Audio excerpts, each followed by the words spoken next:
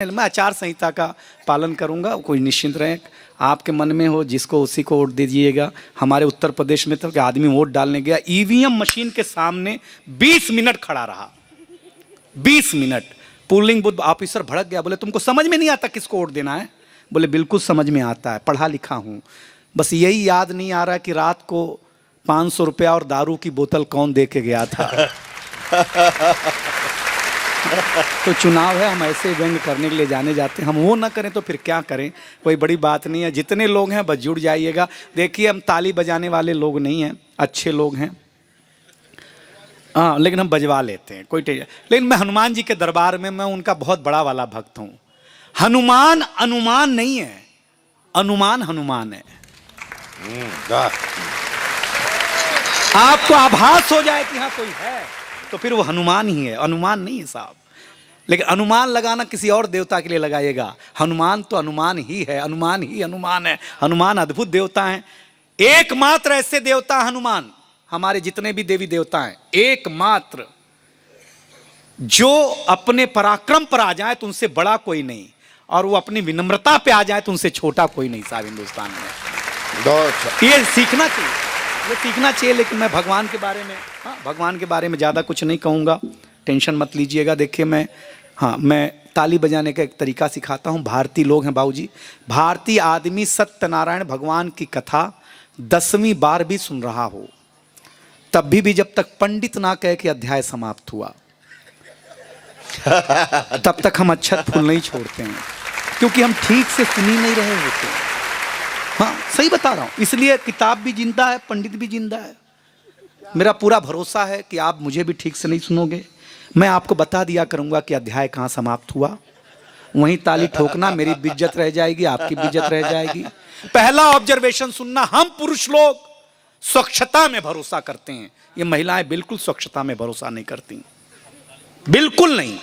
अगर भरोसा ना हो तो सुनिए, हम पुरुष लोग नाई की दुकान में जाते हैं, दाढ़ी बनाते हैं, बाल कटाते हैं, आ करके घर में तुरंत नहाते हैं, क्योंकि हम स्वच्छता में भरोसा करते हैं। कभी आपने किसी महिला को ब्यूटी पार्लर से आने के बाद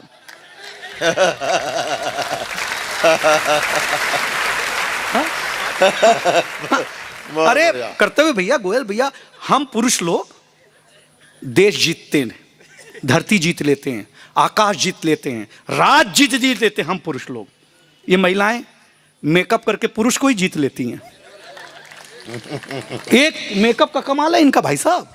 लेकिन अद्भुत मामला है, महिलाओं से मैं बहुत इज्जत करता हूं इनकी, करना भी चाहिए, क्योंकि पुरुष प्रधान देश है ही नहीं। कविता के किताब तक में लिखा है, मछली जल की रानी है। मगरमच्छ जल का राजा लिखा गया क्या? अध्याय समाप्त हुआ। हाँ मुझे पूरा भरोसा, मछली जल की रानी। हाँ अद्भुत मामला यार। अगर मगरमच्छ भी लिख सकते थे, कुछ और भी लिख सकते थे, लेकिन नहीं, मछली जल की रानी है तो रानी है भाई, उसमें क्या कर सकते हैं। नहीं रानी कहो तो खुद घर में मगरमच्छ हो जाओ हम।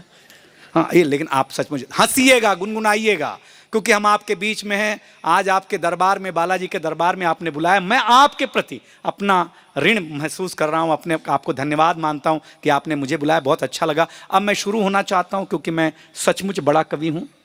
कोई तनाव लेना नहीं, बिल्कुल मत लेना। मुझे याद है एक अंग्रेज, जानी भैया, एक अंग्रेज जो है, उसको एक ऐसे ही राजस्थान के मारवाड़ी भाई ने बुलाया और रोटी के ऊपर साग रख के दे दिया। अंग्रेज पूरा साग खा लिया, बाद में पूछा कि ये प्लेट कहाँ रखनी है।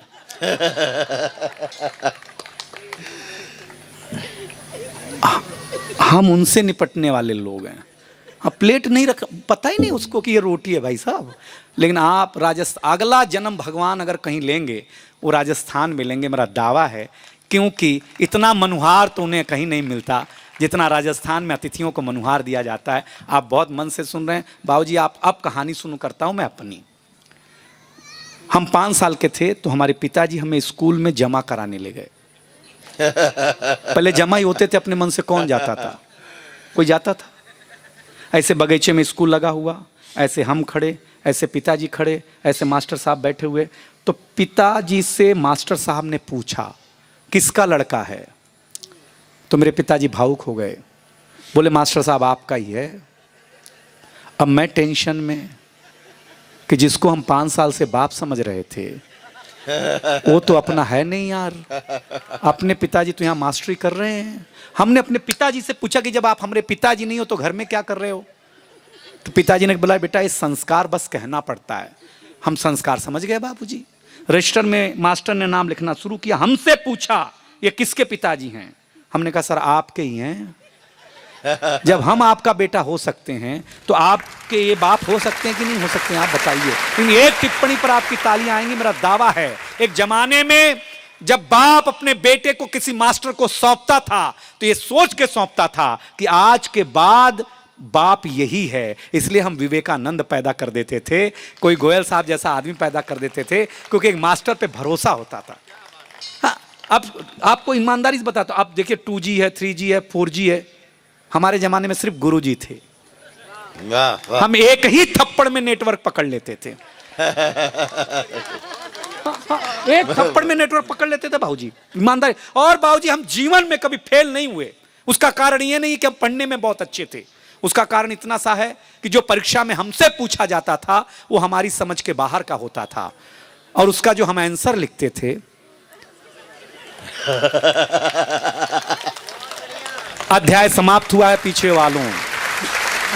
बस इतना सुनने की कोशिश करना, आनंद आ जाएगा। आप क्या सुन रहे हैं? मैं तो आपको बताऊं, इस दुनिया में सूचनाओं का आदान प्रदान करने के मामले में बीवियों का जो योगदान है वो किसी का नहीं है। बीवियां जो सूचनाएं आदान प्रदान करती हैं, इसी के वजह से एक चैनल ने अपना नाम ही रख लिया, BBC। हाँ सही बता, अद्भुत बता रहे हैं। लेकिन आप सचमुच अच्छे हैं।